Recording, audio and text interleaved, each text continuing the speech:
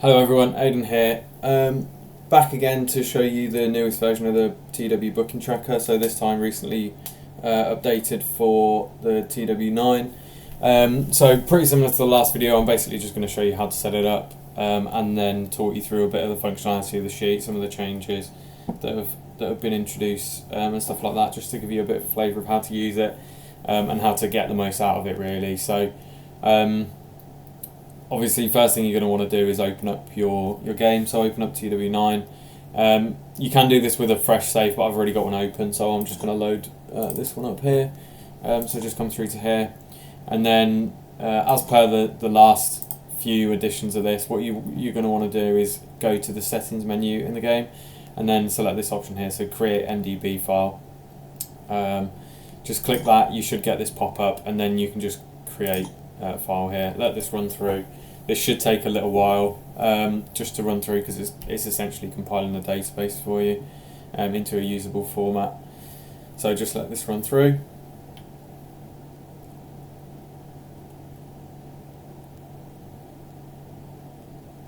Yep, there you go. So then you'll get this when it's finished. So just continue through that. Then what you're going to want to do is go to your file explorer. So just open that up to your TEW IX folder, which is now in your documents rather than your program file. So just make sure you can find that. Then go to databases. I was on the default alt, but just click whatever database that you're on essentially. When you're on the save game, just open that up, go into save games, and then you should have your save game folder in there. Just double click on that, and then you should have this one pop up here, so MDB files. So that's got the file in it essentially that we've just generated. From there, what you need to do, open up the booking tracker. So I'll just go on to that now, and then what you need to do is click on this link here, so MDB viewer. This should open up this screen, and then all you're going to want to do essentially is find that file that we've just made. So go to that same folder again.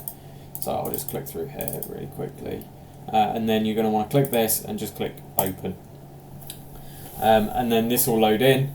And it will convert it essentially to the format that we need. So it takes it from a big database file into multiple CSVs, which essentially breaks down all the tables so that we can put it into the sheet. So then what you should get is something like this pop up. This should have all of these folders in here. Yeah, and as you can see, it's got the ones we need. So I'm just going to download this as a CSV. You should then get this as a zip folder. So just extract this. What you're going to want to do is just take out the contracts and the workers.csv. They're the only ones you need. So just extract that to a convenient place, and then go back to the booking tracker. So then what you should see along the bottom is you've got all these different tabs. Go to the workers.csv tab, and then you're going to want to go to File, Import, Upload, and then click on Browse, and it will let you pick the file essentially. So you can see here I've got these two files on my desktop. First I'm going to do the workers.csv because that's the one that you need to put in first, and then you should get this box come up with the drop down menu. Just click on Append to Current Sheet, and that basically just puts it in the right place in the cell in the spreadsheet, sorry. So again, just let this load. It can take a second just to copy all this data in. There you go, and you can see it is in black, mainly to be honest to help your eyesight, but you can change that to white and you can basically see, there you go, you can see that all of this data has been populated. And then I'll do the same with the contract. So basically just repeat that process again. So click on the contracts.csv tab, go File, Import, Upload, Browse, and then put your contracts.csv in there. And then again you're going to want to append to current sheet and import, and we'll just let that load in. And that is pretty much your setup done in terms of getting the data from the game into the sheet. That's pretty much all you're going to need to do. Now there are a few other bits obviously that you need to input to get this working.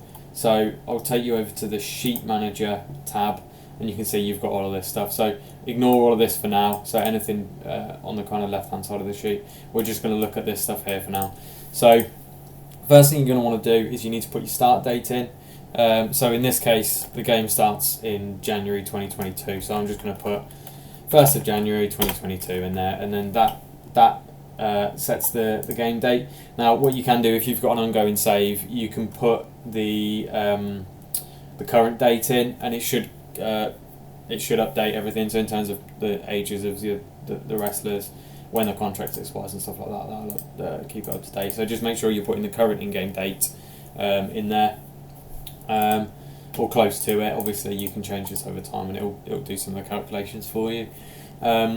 Then what you need to do is pick your company. So when you go on this drop down, you should see all of the companies that are in the database that you're using. So in this case, I'm playing as TCW, so I'll select them, and then home region, you just want to pick where the company's based essentially. So TCW is an American company, so I'll put USA. Now what you've got here is your weekly show schedule. So this is essentially the thing that informs all of the booking dashboard, which we'll come on to in a bit. But just for now, what you're going to want to do is just put the show that you've got in there. So we've got Total Wrestling on a Tuesday, and then this is for your pay-per-views. I'll show you this a little bit later.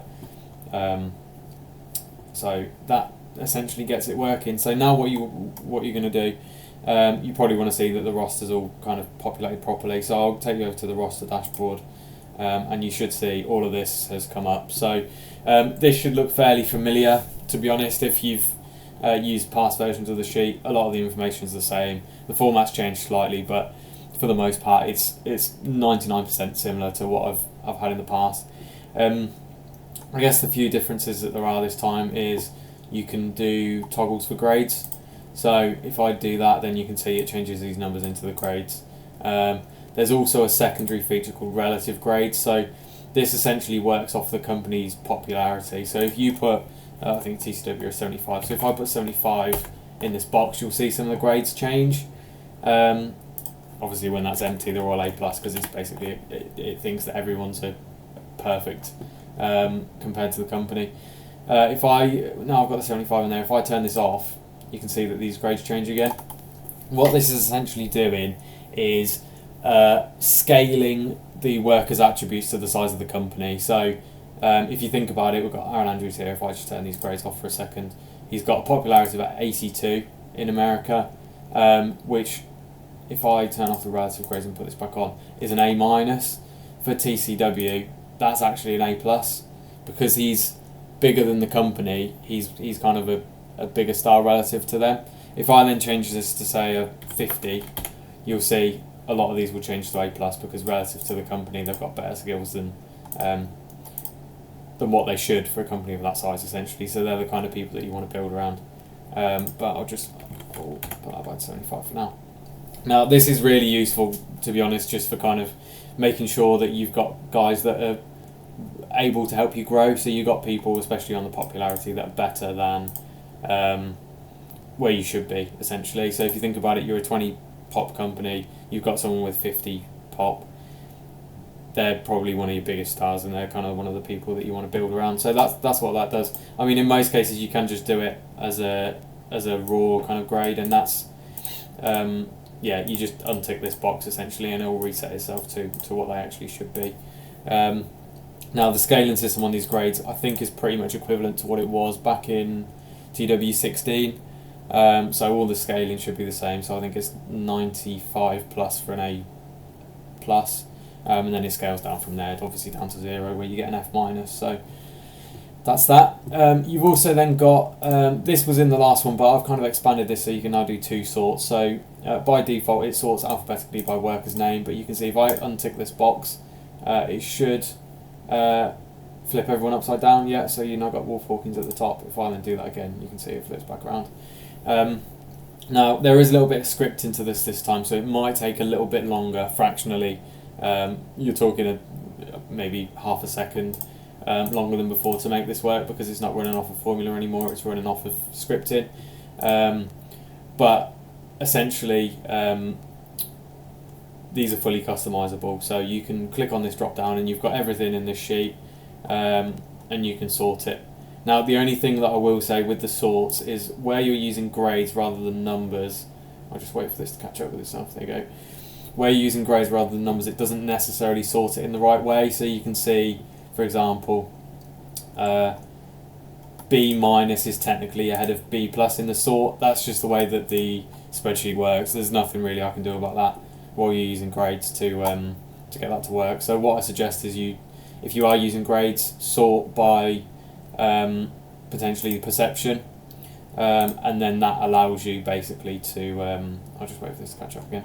That allows you to get your best guys at the top, so you can still get the grades in a meaningful way, but it's just a bit of a roundabout way of doing it. So you can't necessarily sort and say, okay, I want my best entertainment guy on top.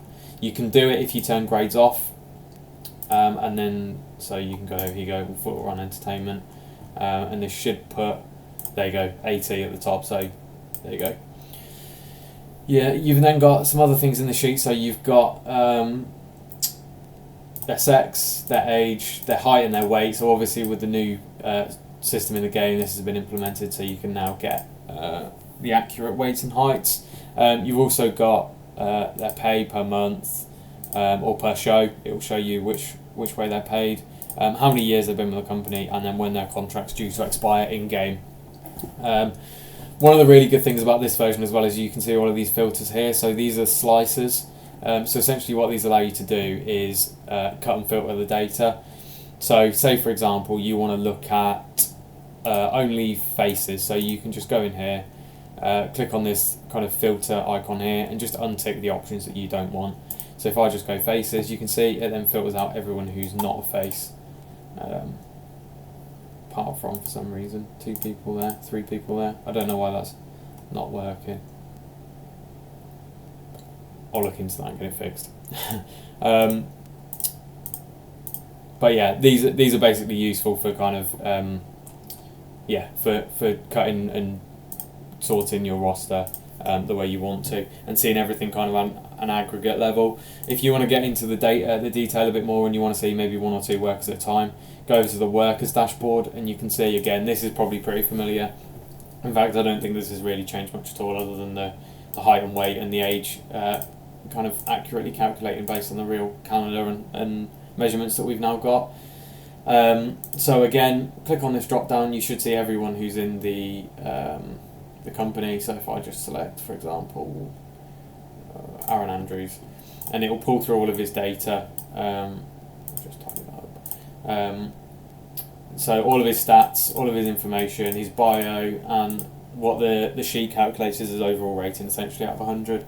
You've got 2 of these, so you can have 2 people on the go at the same time. So I'll pick another one here just at random, and you can see it populates all their data, and you can change these as many times as you want. So just keep dropping down, and then it'll put all the information in there for you. You've also got, if you scroll down here a little bit, you've got roster matrix. So what this essentially does is splits your roster into their perception rating. So I've got it as main eventer, upper mid, and so on. But essentially this just runs off the game's perception. So if they're a major star in a game, they'll come up in the main eventers, and then it kind of flows downwards from there to your kind of unimportant people down here. So that's the workers dashboard. This one's pretty simple. This one's more really just for use if you're booking a show and you just want to see everyone at a kind of glance. That's what this is for. And then finally, I mentioned this one earlier, you've got the booking dashboard. So this is basically the combination of the storyline and show tracker from the 4th version of this. Works in pretty much the same way, except now you've got the real dates in there, so it makes it a hell of a lot easier to actually build this into the sheet, rather than having to use some funky date system that I had going on before.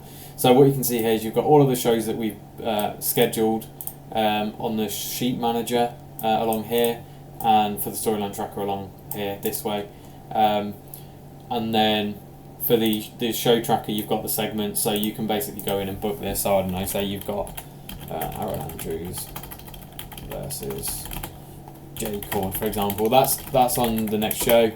That goes in the segments, and then this is basically just for you to kind of keep track, and you can obviously book things in advance as well. The storylines tracker works a bit differently, so this will populate all of your storylines that you've got ongoing along here, and then works in a kind of a similar way in that you can book the storylines over time. So say this week you've got a storyline in here, and you want something to happen here and something to happen here. You basically just book the segments like you would here. This is kind of an either or thing, to be honest. You can pick and choose the way that you want to do this. So if you want to yeah, if you want to use just the show tracker, then you can. If you want to use just a storyline tracker, then it's completely up to you. It's kind of yeah, it's completely up to you how you do this. So that's that. What I will show you, if you just go to the sheet manager, as I said earlier, you've got the event show schedule.